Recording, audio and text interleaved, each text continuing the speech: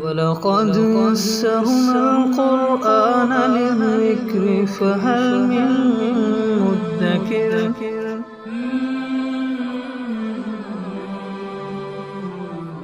آیت نمبر 96۔ اعوذ باللہ من الشیطان الرجیم،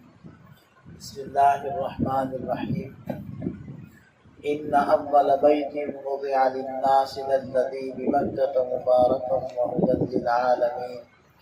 فیہ آیات بینات مقام ابراہیم ومن دخلہ کان آمنا وللہ علی الناس حج البیت من استطاع الیہ سبیلا ومن کفر فإن اللہ غنی عن العالمین۔ یقیناً وہ پہلا گھر جو لوگوں کی عبادت کے لیے بنایا گیا وہ ہے جو مکہ میں ہے، مبارکن جو بابرکت ہے اور جہان والوں کے لیے ہدایت ہے۔ بیت اللہ پہلا گھر ہے جو تعمیر ہوا۔ یہ اصل میں ایک اعتراض کا بھی جواب ہے کہ یہودیوں نے یہ اعتراض کیا کہ جی بیت المقدس کی طرف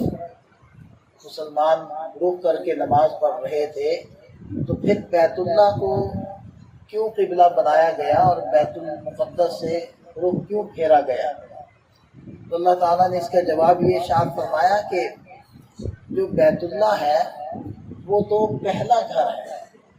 اور اصل میں تو وہی قبلہ ہے، تو یہ تو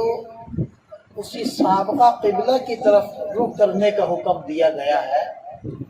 تو بیت اللہ تو بیت المقدس سے بھی پہلا گھر ہے۔ حضرت آدم علیہ السلام جب دنیا میں تشریف لائے ہیں تو اس وقت بیت اللہ کی تعمیر ہوئی، اور حضرت ابراہیم علیہ السلام نے جو تعمیر کی ہے وہ انہی بنیادوں کے اوپر تعمیر کی ہے جن بنیادوں پر حضرت آدم علیہ السلام نے تعمیر کی،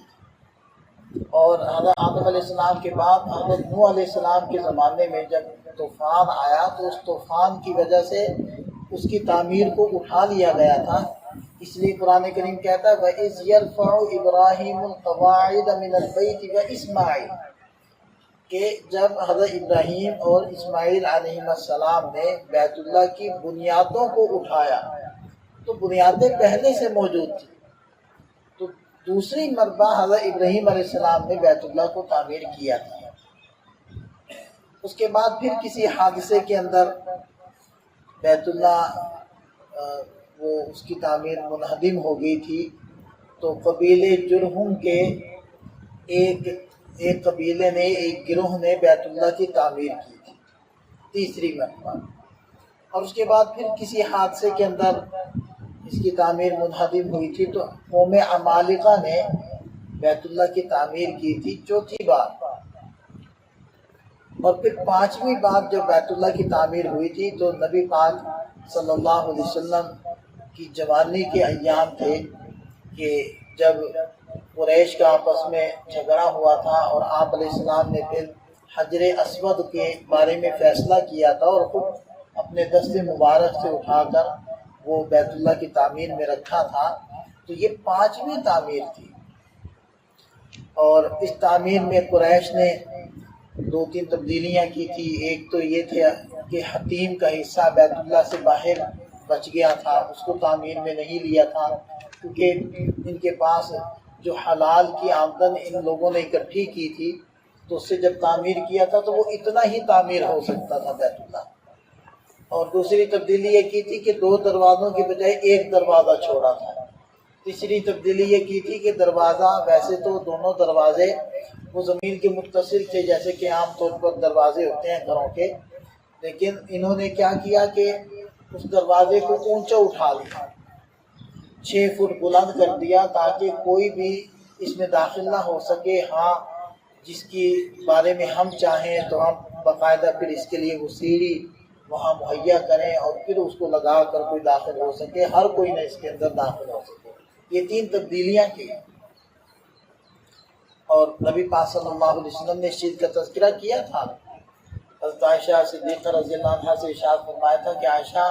تیری قوم کا اسلام کا زمانہ نیا نہ ہوتا تو میں بیت اللہ کو گرا کر اس کو انہی بنیادوں پر تعمیر کرتا جن پر حضرت ابراہیم علیہ السلام نے تعمیر کیا تھا، کیونکہ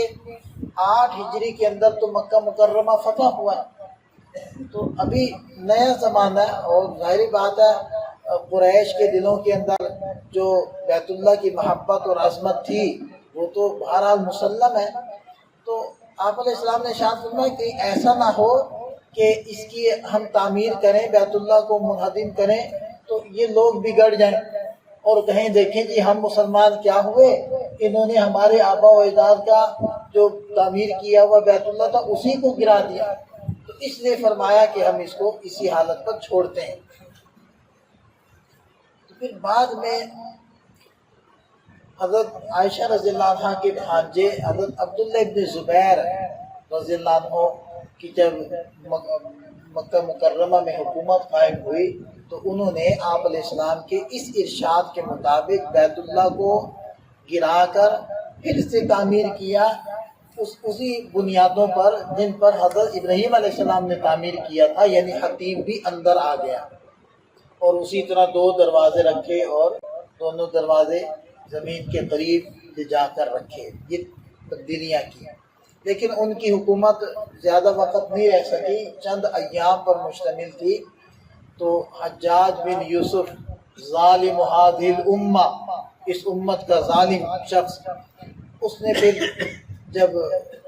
حملہ کیا، چڑھائی کی تو بیت اللہ مکہ مکرمہ پر، تو اس نے جب یہ دیکھا کہ حضرت عبداللہ ابن زبیر رضی اللہ عنہ نے اس کی تعمیر کیا ہے تو انہوں نے اس کو منہدم کر کے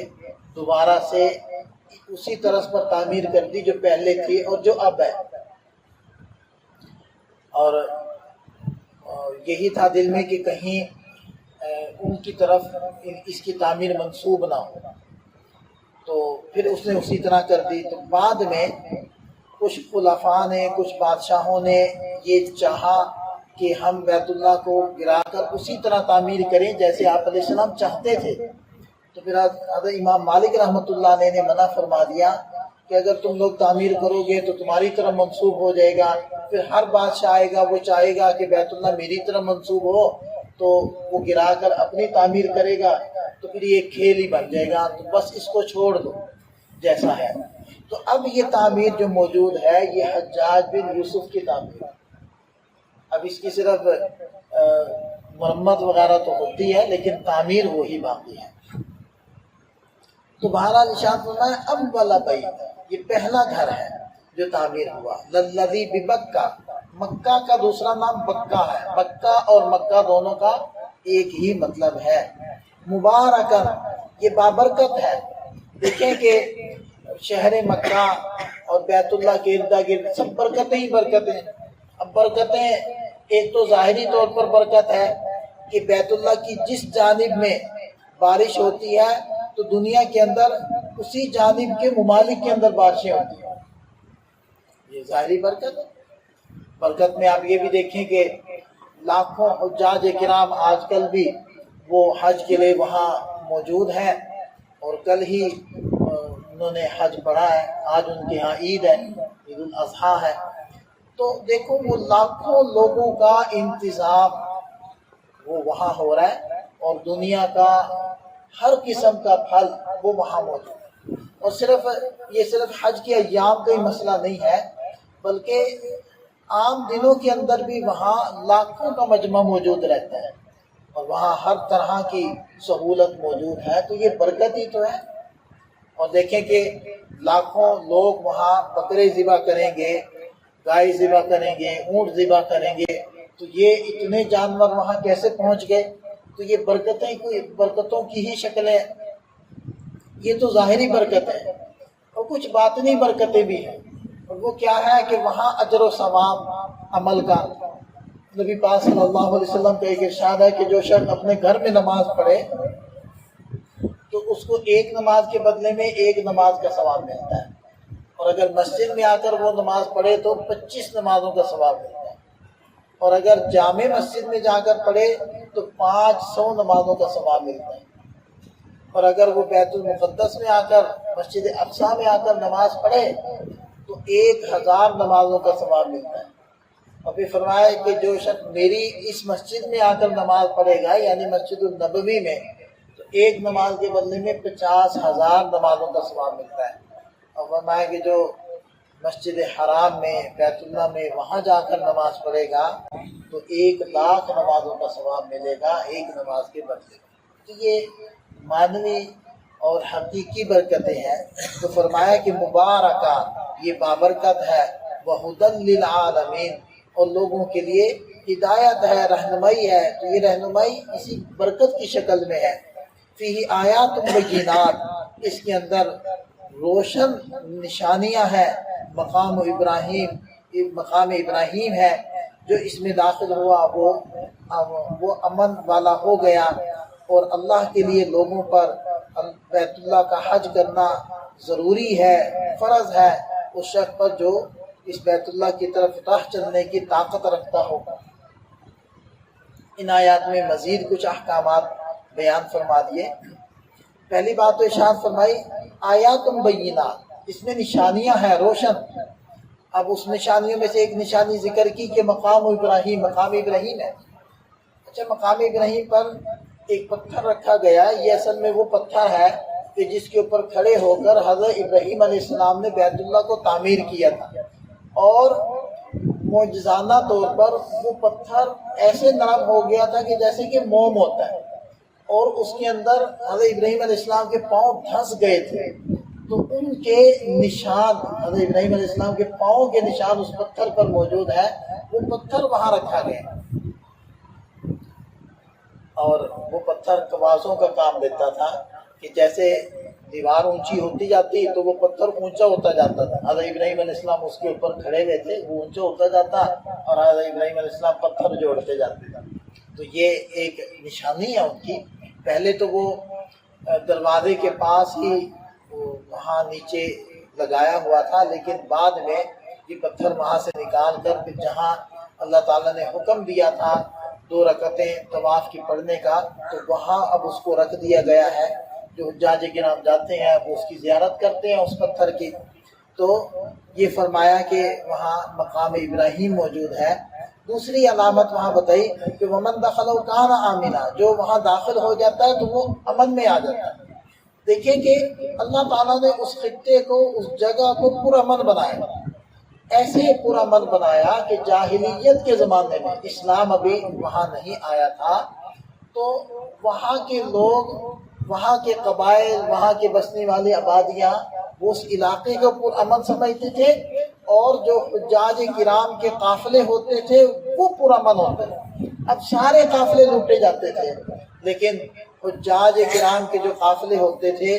وہ پرامن ہوتے تھے، ان کو ہر طرح کی سہولت دی جاتی تھی، اور ان کے ساتھ کوئی چھیڑ چھاڑ نہیں کی جاتی۔ یہ تو حضی کے جانور ہوتے ہیں جو جانور وہاں لے جا کر ذبح کرتے ہیں۔ تو حجاج کرام کے قافلے کیا کرتے کہ نشانیاں لگا دیتے اونٹوں کے اوپر، جس سے پتہ چل جاتا کہ یہ حجاج کے قافلے ہیں۔ تو ان سے کوئی چھیڑ چھاڑ نہیں کرتا تھا، بلکہ ان کے جانوروں کو یہ اجازت ہوتی تھی کہ کسی کے کھیت میں گھس جائیں، چارہ کھائیں تو کوئی روکنے والا نہیں۔ تو یہ جاہلیت کے زمانے کی باتیں ہیں۔ اسلام نے آ کر تو اور زیادہ تحفظ دیا ہے۔ لہذا دیکھیں کہ وہاں بیت اللہ کا جو علاقہ ہے یعنی حرم کا، وہاں حیوانات بھی نہیں ڈرتے، کبوتر بھی وہ قریب قریب پھر رہے ہوتے ہیں، حالانکہ وہ جنگلی کبوتر ہے، پالتو نہیں ہے، تو وہ بھی وہاں اپنے تحفظ محسوس کرتے ہیں۔